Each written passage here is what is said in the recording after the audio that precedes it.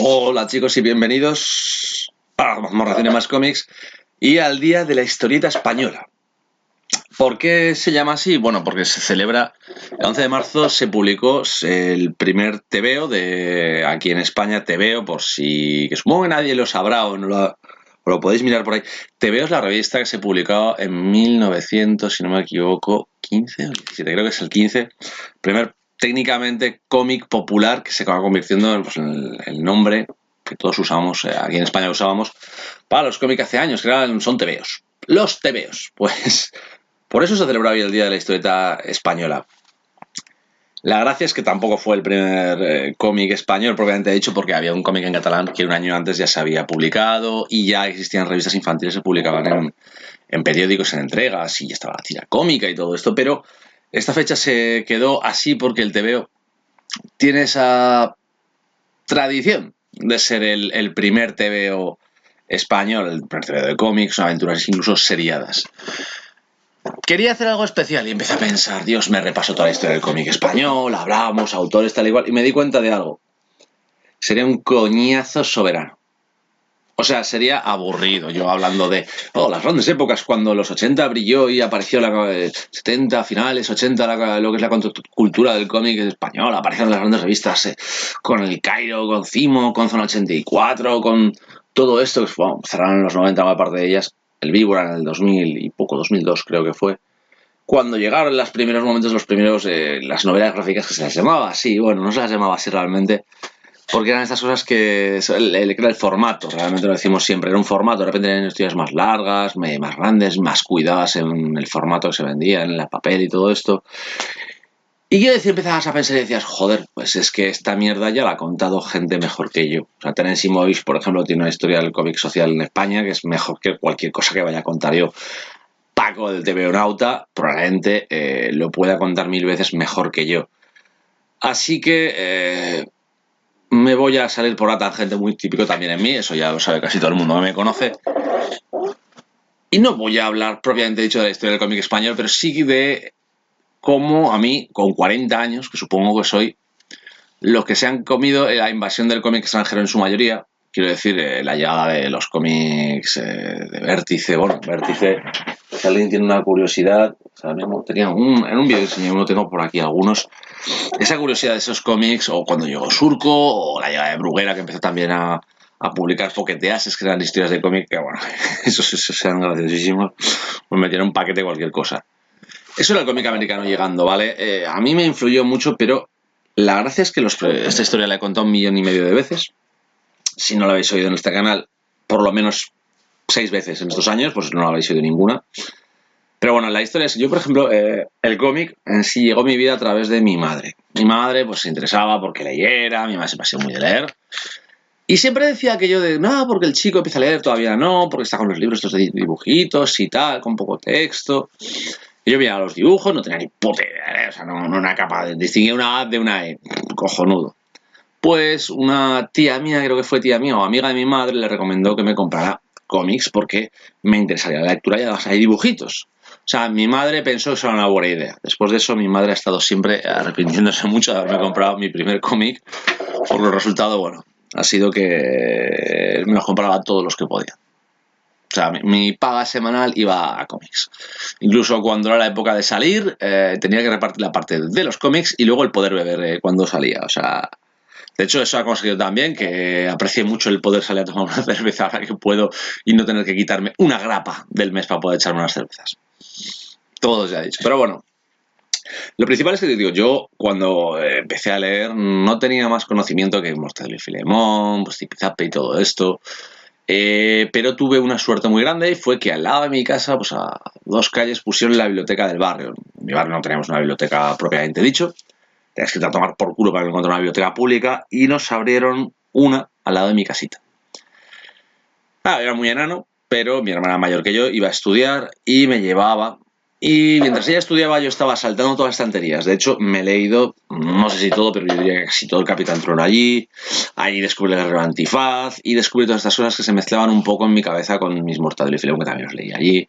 También descubrí lo que son los cómics ahí de otro tipo. Pero la gracia era que, claro, yo de niño, aquello de un héroe español, un tío que me hiciera grandes cosas, como el Capitán Trono, esas peleas, esas batallas, era algo muy curioso de entender. Yo me acuerdo que llegó un momento, claro, en mi kiosco, donde compraba los cómics, llegó el punto de decirle, había dos montones, ¿no? Mortadelo y Filemón, son Zipizape y todo esto, los Olé, los Humor. Y al lado tenía otro montón de cómics extraños, los raros, los colorines, muchas cosas raras.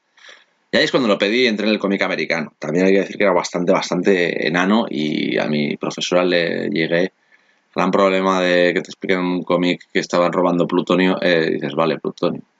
Ah, un arma atómica, sí, lo has oído, tienes una referencia. Cagando, profesora, ¿qué tiene que ver el plutonio con un arma atómica? Y eso se lo dije a mi profesora cuando tenía, fueron 6 años. O sea, imagínate preguntarle cómo funciona una bomba atómica a una profesora de primaria con 6 años. La mujer se quedó, me llamó mi madre, de hecho, y le preguntaron que dónde había leído yo eso del plutonio. Y mi madre diciendo, me algún te veo. Pero bueno, decir que con el tiempo, que decir que yo he leído muchísimo cómic americano, europeo, manga y todo esto, pero siempre tienes eh, la cabeza de tus primeros cómics. Yo me acuerdo todavía que mi primer cómic leído era uno de Mortadelo y Filemón, que yo no era capaz de saber de qué estaba ocurriendo. Era gente discutiendo, haciendo cosas raras, dándose golpes y corriendo. O más. Pero siempre te quedas con eso y siempre he dicho, por ejemplo, que el sulfato atómico de Ibáñez me parece, si no uno de los mejores cómics que había en España, pues me parece que es perfecto. O sea, no le añadiría ni le quitaría nada nunca a ese cómic. Está bien dibujado, es divertidísimo. Es la leyenda que puedes decir de Mortadelo y Filemón. Pero siempre he dicho que a mí, por ejemplo, me encanta Anacleto, Agente Secreto, es una de esas creaciones. Y ahí vienen cosas que, detalles, es lo que quería, joder, me he dado 7 minutos para hacer una especie de introducción muy bonita y yo decía que no quería hacer un peñazo, maravilloso. Increíble. Que hablamos de autores, porque los autores, por ejemplo, Vázquez, que es en este caso el autor, el que hizo Anacleto, la gracia de Vázquez es que es un tío que, aparte de que fuera su personalidad y todo lo que queráis, podéis ver la pelea de Gran Vázquez, que veréis que el tío era un hijo puta. Parece ser que la película es bastante real, incluso baja algunos temas, era bígamo y todo, o sea, le debía pasta a todo el mundo, era lo peor como persona. Pero algunos otros españoles que decíamos de humor, que podemos decir para chavales, todo esto, que empezó a desarrollar venas diferentes. O sea, que Ibáñez toda su vida ha hecho Mortadelo y Filemón, está muy bien, y en Mortadelo y Filemón hay muchísima crítica social que la hay, muy mala leche, pero sigue siendo un TVO que disfrutamos porque es sencillito. Vázquez llegó a hacer una saga dentro de unas revistas de cómics, el Mortadelo y todo esto, que se llamaba el Bingo. O sea, estaba explicando cómo jugar al bingo, acojonante, o sea, un vicio, algo que ahora mismo se volverían locos. Dios mío, una revista para niños que están explicando cómo jugar a un juego de azar. Dios, es como si ahora mismo estuviera enseñando cómo usar el Betanwind en una revista infantil. Y este hombre, por ejemplo, sigue con eso, hizo cómics de sexo, de humor, su mayoría siempre ha hecho humor, de sexo, de burradas y todo esto. Esto te mostraba un poco que los autores evolucionaban mucho. Aquí en España, la gracia es que aunque lo desconociéramos mucho los más jóvenes, ha habido una tradición de cómic que yo fui conociéndola así de rebote. Con de rebote me refiero que yo era muy chaval y cuando cerró Zona 84 y cerró el Cairo y todo esto, allá en el 91, 90, 92, no me acuerdo ahora mismo por dónde tiraba más o menos, yo tendría pues, 12, 13 años. Y claro, cuando lo cerraban, eso se saldaba. Pues yo acababa consiguiendo una cantidad de zonas 84, de todo eso tiradas de precio. O sea, de repente encontrarte una pila de material en unas revistas de cómic enormes y gigantescas. Aquello era brutal el poder conseguir todo eso. Claro, no te dabas cuenta de que estabas comprando en esa edad. Y yo me acuerdo que aquellas revistas tenían un montón de autores de aquí, de fuera y todo esto. Pero yo me acuerdo, por ejemplo, Green Jack, yo lo encontré allí en esas zonas, en esas CIMO, en la zona 84. Encontrabas eso, yo cada Candinosos, por ejemplo, la conocía en la zona 84. Igual que a muchísimos autores. Pero ahí también tenías la gracia que en la CIMO siempre tienes autores españoles. Yo me acuerdo que a Milán Prado lo conocí allí. Yo no sabía que era Miguel Ancho Prado, yo me encontré un dibujo que era una pasada y ahí estaba, era Miguel Ancho Prado, alucinando. No, en las viejas Cairo, cuando encontrabas autores que ahora son legendarios, todos los conocemos, o sea, te puedes encontrar a Bea, Jiménez, que lo que queramos, pero ese descubrimiento era brutal. Yo llegué tarde, era la gracia. O sea, la gente que ahora tiene 50 años era la gente a la que estaba destinada a esos cómics y los compraban, era un boom. Y casi todo el mundo sabe que con la caída de esas revistas adultas que cambió mucho el panorama, de repente el americano lo dominó todo, y las editoriales pequeñas independientes tipo D-Books o Astiberri, todo esto, nacieron a principio de siglo. Antes de eso, entre los 90 y el 2000, vivíamos de fanzines. Los autores españoles estaban enfocados a querer salir al mercado exterior muchas veces, pues porque en España no había mercado. Y bueno, a ver, si algún día queréis ver las aventuras y desventuras de un dibujante español cuando la época grande de Bruguera, cuando era la hostia, es que vendían una burrada. O sea, estamos hablando de que se vendían muchísimos ejemplares. O sea, los datos exactos no sé cuáles eran, pero me consta que estaban vendiendo, si no eran unos 100.000 ejemplares semanales de revistas. Además, cuando ya creo abundaban el Mortadelo, Super Mortadelos, tenías la Jauja que llegó a salir, el Super López llegó a tener una revista, de acuerdo, que el Super López tuvo una revista de cómic, la primera que va con la entrega venía con Hans, el principio Hans, la última isla, que yo empecé a leerlo ahí, que no llegué nunca a terminarlo en ese formato porque no había pasta como para esto, la continuidad. Yo me acuerdo que muchas veces la continuidad por esto es una locura, porque el cómic se vendía en kiosco, tú no sabías, la que es una librería especializada y continuar mes a mes. Tú ibas a tu kiosco y si nadie sabía comprar esa revista, te la comprabas. Y si no le preguntabas al kiosquero si iba a volver a traerla. Y si no la volvía a traer, tú te encontrabas series incompletas. Pues con la edad ibas acabando a base de lo que os digo, pues ir a las librerías especializadas y rascar. Y yo me acuerdo de autores de esa época, pues que no te acuerdas quién son. O sea, Víctor Mora para mí, el Capitán Trueno, era el Capitán Trueno. O sea, mi Víctor Mora no existía por ningún lado. Pero siempre te acordabas de cosas extrañas. Pedro Alcázar y Pedrín, que es muy, muy viejo, también lo tenía en la biblioteca. Yo lo leía, porque las aventuras del FBI, que las tenían así, lo típico que fue en el formato ahí recopilado, en tapadura, lo agarré antifaz. No sabía quién eran esos autores, yo no sabía quién estaba leyendo. Eso viene mucho más adelante. Al principio no sabes. Cuando eres tan pequeño no te calculas eso. Pero todas esas leyendas del cómic, ahora estamos recuperando mucho de eso. Yo no os digo que tengáis que leeroslo porque me parece un coñazo. El 90% de las veces probablemente, no voy a mentirlo. No es un cómic actual, no es un cómic realmente para el que estemos muchas veces preparados.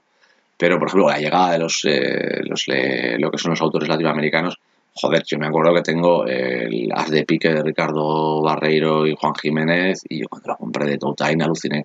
Toutain, ahí tenéis otro tío que también, en los 70, si no me equivoco, era adelante, se convirtió en un editor genial. O sea, nos traía todas estas revistas de cómic que os he dicho, y era un español que estaba creando un mercado, que luego se fue a la mierda por las crisis, eso es otro tema. Pero si alguna vez queréis hablar un poco de historia de esto, aparte de los libros, yo siempre recomiendo El invierno del dibujante de Paco Roca, en el que explicaba toda esa mierda que pasó durante la gran época de Bruguera, que Bruguera era la hostia, tenía todas las grandes series, todos los grandes personajes, y sus autores estaban trabajando, no tenían derechos sobre los personajes, estaban allí, pues si no podías ir un día tú tranquilo, te buscaban otro, te sustituían y te mandaban a tomar por culo. Era una época jodida, pero es muy interesante leer sobre todo eso. El cómic español muchas veces, yo lo digo, lo despreciamos un poquito, y no voy a decir mucho, pero sí un poquito, porque nuestra forma de ver el cómic siempre ha ido mucho al europeo, al americano y todo esto. No, no voy a mentir. Yo estoy muy enfocado al americano, casi todo el mundo lo sabe, me encanta, el europeo me puede gustar mucho igual que el manga, pero el americano es el enfoque que siempre he tenido del cómic, quiero decir, son los que crearon el lenguaje en su mayoría que a mí me gusta, el lenguaje del cómic. Pero el español, yo os recomiendo que os leyerais a Carlos Jiménez, os encontraríais cosas maravillosas. Para Cuellos es una obra de arte, es una maravilla, pero las historias cotidianas que tenía, como Rambla arriba, Rambla abajo y cosas así, me dan maravillosas. O sea, tiene cosas muy, muy interesantes que os resultarían, además, si os la leyerais, ya no os digo buenas, pero os podrían hacer bastante. Para Cuellos os puede joder la vida, ¿eh? O sea, os puede pegar un auténtico bajón de cojones. Os puede dejar un dios en la mierda. Y es así de clásica. Pero no solo eso, el Makoki, pues todo lo que fue aquel contramovimiento de Nazario y compañía, os podéis encontrar que la sociedad española, ahora recuperamos algunas de esas obras, ahora, no muchas no os creáis, hemos perdido casi todo eso. Max con Peter Pan y todo esto, os encontraríais un cómic que era completamente social, fantasioso, imaginativo, pero en el que había una mala hostia, una reacción, sobre todo a finales de los 70, cuando abandonamos la dictadura, en los 80. Cuando eso tú lo lees, el cambio social, la movida, por ejemplo, se veía muy bien en muchos de esos cómics, podías ver mucho el poco respeto a la generación anterior que se tenía porque no querías tener relación con esos tíos que han estado imponiéndonos la censura, era algo brutal. El cómic español ha pasado por muchísimas fases que deberíais normalmente, ya no os digo que leerlas ni conocerlas, pero sí que no viene mal conocer de dónde viene todo, porque os voy a decir algo que realmente no os va a importar, pero, y lo digo a nivel de cómic, porque no os va a importar a la hora de leer un cómic o de buscar las series que os gustan, pero el cómic español era capaz no de...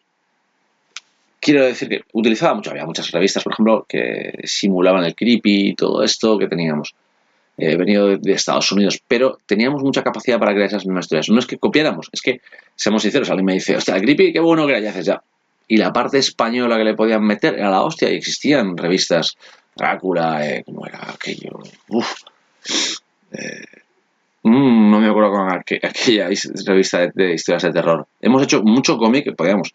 Joder, teníamos cosas como Dani Futuro, que era para chavales muy espacial, que era un Valerian, digámoslo así, pero español.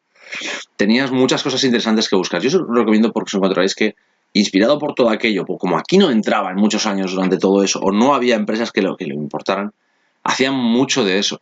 O buscad algo muy curioso, esto es la línea de laberinto de Planeta, que publicó un montón de españoles, de hecho de ahí salieron, hay un montón de dibujantes de esa época que acabaron en Estados Unidos o siguen trabajando por ahí, os podéis encontrar muchas maravillas. También hay autores que literalmente han desaparecido, dejaron el cómic porque no daba para comer y lo abandonaron.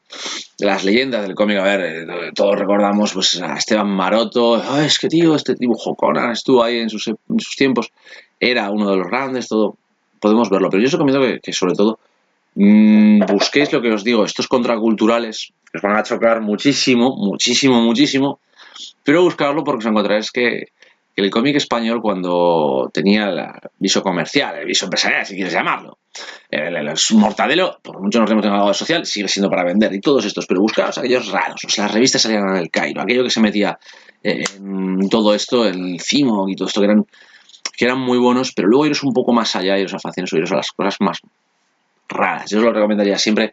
De hecho, Peter Pan de Max es algo que he recomendado un montón de veces porque me gusta mucho toda esa forma Nazario, con aquel de Narcoma, que creo que han reeditado. Estoy intentando irme a cosas que se pueden buscar, porque no se pueden encontrar. Hay mil. Makoki también lo llegaron a reeditar en tomo una parte de eso. La muerte de Makoki era la fuga de la modelo, que yo era extraño, pero era contracultural y teníamos un movimiento. O sea, no lo sabíamos, porque realmente éramos niños que no lo sabíamos, pero hostias, el mundo del cómic en España ha sido brutal. O sea, el avance ha sido desde... chicos, hemos tenido literalmente una evolución desde el cómic de aventuras, el infantil, hemos tenido cómics más adultos, hasta que llegaban a puntos...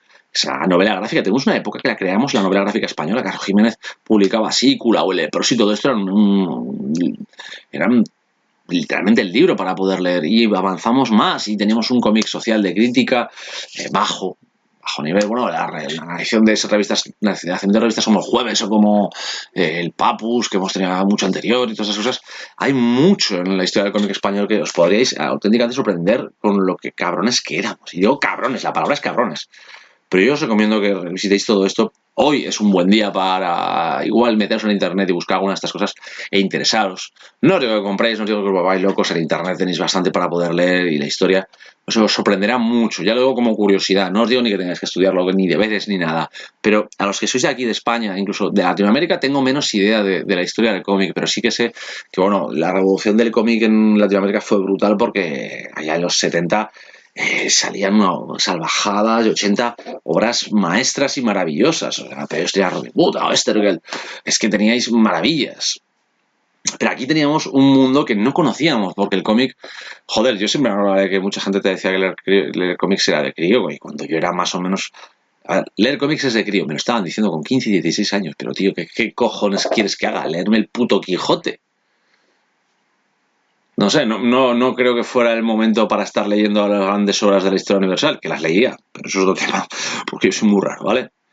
Quiero decir que es muy diferente, pero echadle ojo, investigad un poco, porque la historia del cómic español es muy interesante y ya os digo, no quiero dar la... Hostia, me he gastado 20, me he pagado 20 minutos dando mal. Ay, Dios, yo no voy a dar la turra, lo siento, muchísimo.